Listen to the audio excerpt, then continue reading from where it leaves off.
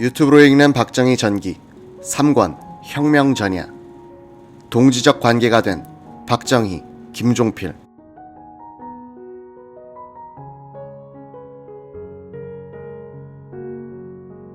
박정희 군수기지 사령관을 만나고 올라온 김종필 중령은 5월 8일 648기 동기생 8명과 회동해 연판장을 쓰기로 합의한다. 8명은 김종필 이외에 최준명 대령, 김형욱, 길재호, 석창희, 신윤창, 옥창호, 오상균 중령이었다. 이들은 김종필에게 연판장의 초안을 작성하도록 맡겼다. 그 요지는 이러했다. 4.19 혁명 정신으로 정군해야 한다.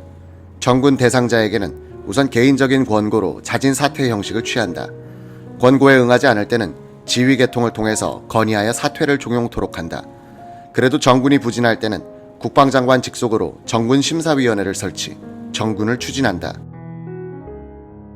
제2공화국의 건전한 발전을 위해서 정군은 새 정부가 수립되기 이전 과도기나 진통기에 과감히 추진한다.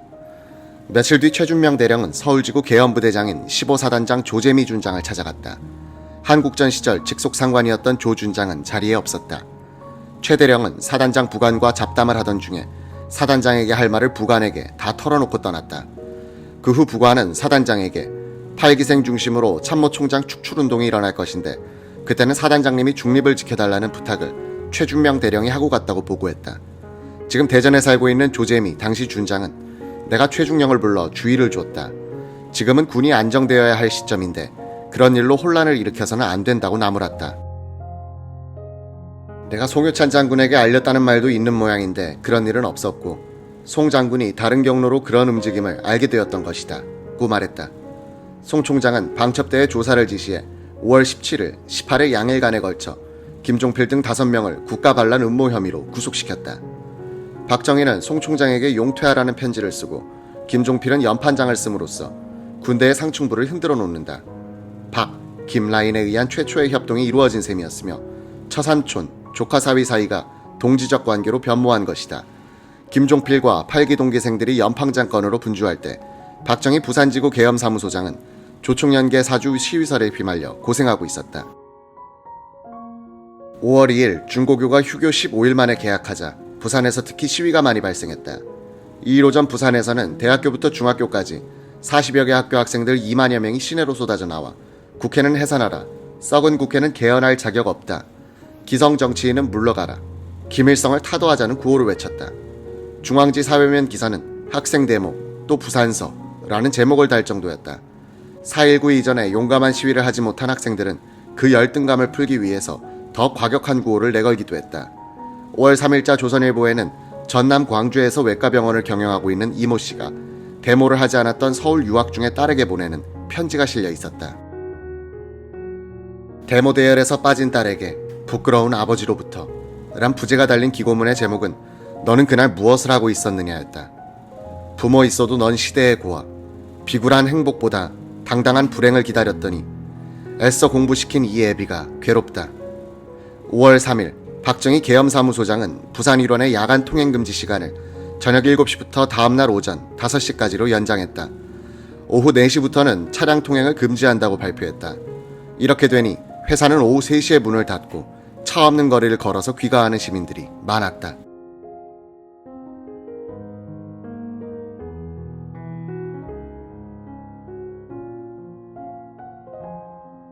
4일 오전에도 부산의 학생 시위는 계속됐다.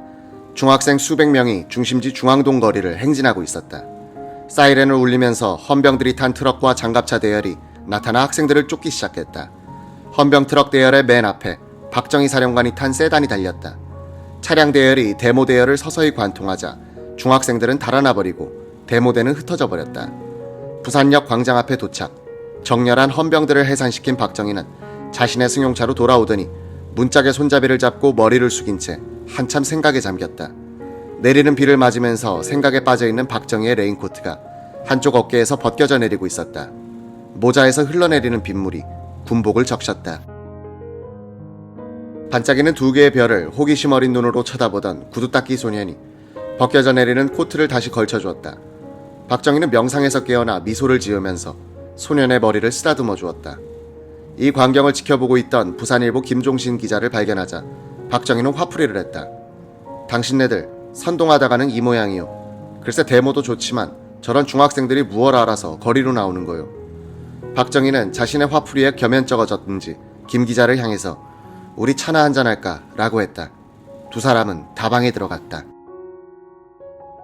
김종신은 연장된 통행금지 시간으로 사무실 근무자들은 집에도 못 가고 회사에서 잠을 자기도 한다며 이런 상태가 계속되면 데모보다 더한 사태가 날 겁니다. 라고 했다.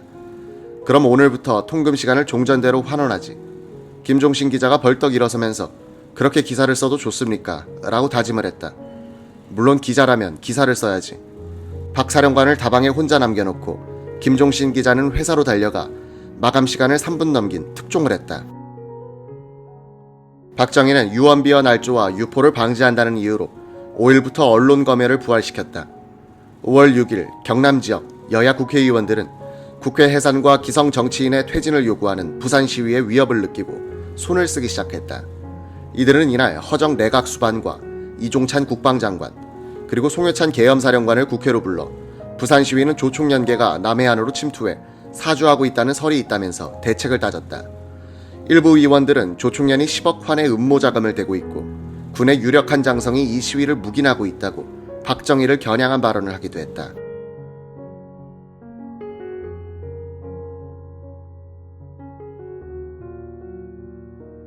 이 낙서는 이 무렵의 기록 정의의 순환에서 조총련 사주설은 부산 지역 민주당 국회의원 두 사람이 만들어내 허정 수반에게 고해 바친 것이라는 주장을 하고 있다.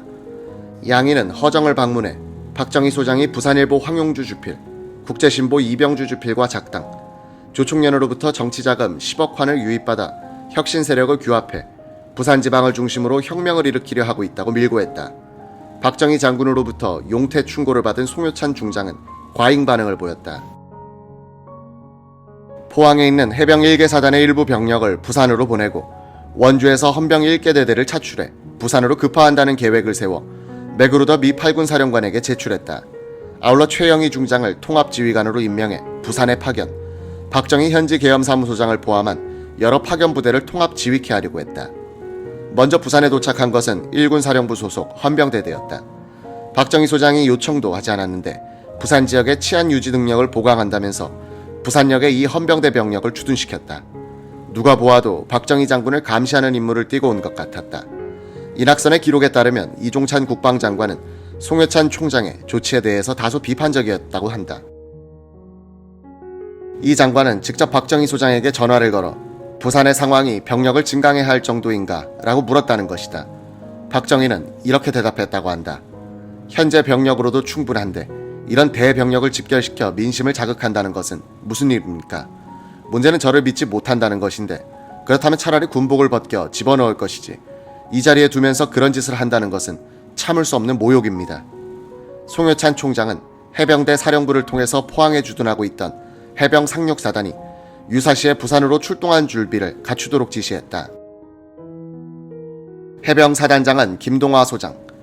그는 3.15 부정선거 이전부터 이미 박정희와 자주 밀담을 나누면서 이승만 정권을 뒤엎을 모의를 하고 있었다. 김 소장은 미 고문관을 데리고 부산으로 내려가서 박정희 소장과 요담했다. 박, 김 두 사람은 이 자리에서 미 고문관에게 병력 동원의 불필요성을 역설했다. 송효찬 총장은 자신의 은혜를 크게 입은 박정희가 3.15 부정선거에 책임을 지고 용퇴하라는 편지를 써 올린 데 배신감을 느끼고 있던 터에 이제는 여당 행세를 하고 있는 민주당에서 박정희가 조총련 및 부산 언론과 작당해 시위를 선동하고 있다는 주장을 하고 나서자 반격의 기회를 잡은 것이다. 5월 초 그는 대전에 있는 육군교육총본부 총장 최영희 중장을 서울로 불렀다. 송, 최 두 사람은 말을 놓고 지내는 사이. 최영희의 기억에 따르면 총장실에서 있었던 두 사람의 대화는 이러했다. 최 장군, 지금 부산에서 폭동이 일어날 가능성이 있어. 박정희가 좌익분자들과 손잡고 반란을 기도하고 있다는 보고를 받았네. 당신이 내려가서 정세를 파악해줘. 첩보가 사실로 밝혀지면 현장에서 박정희를 체포해버려. 그리고 당신이 부산을 포함한 경남 1원을 담당하는 지역 계엄사령관으로 취임해.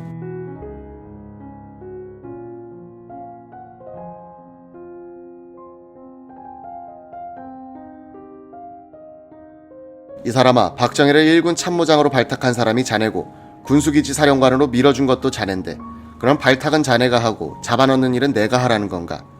이건 명령이다. 명령? 그래, 명령해봐. 그래서 내가 명령에 불복종했다고 군법회의에 넘겨봐. 송유찬은 답답했던지 이종찬 국방장관과 맥우르더 미 8군 사령관에게 가서 상의한 모양이었다.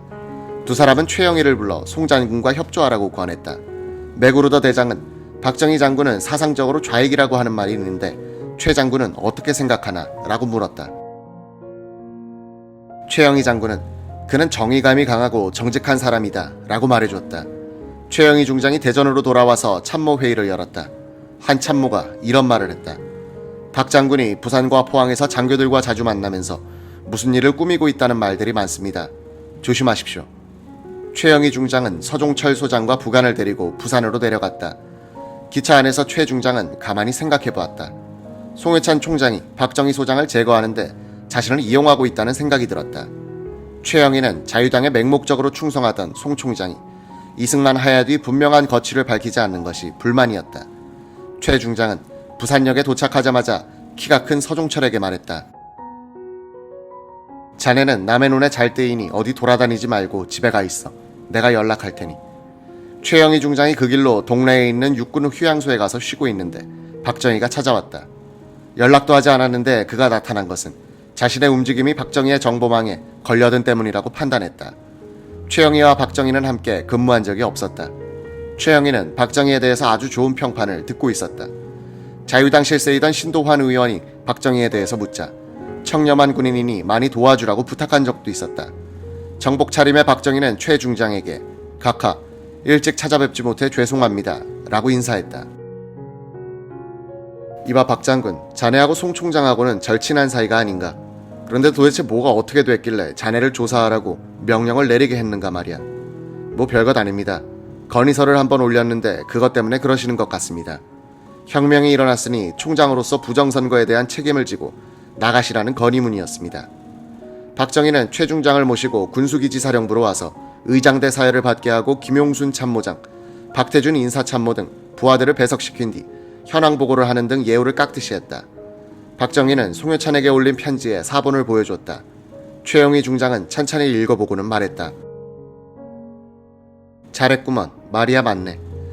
나도 해당되겠지만 군 사령관 이상은 모두 책임지고 물러나야 해. 옳은 말 했소. 당신 같은 사람이 참모총장이 되어 군을 쇄신해야 하오.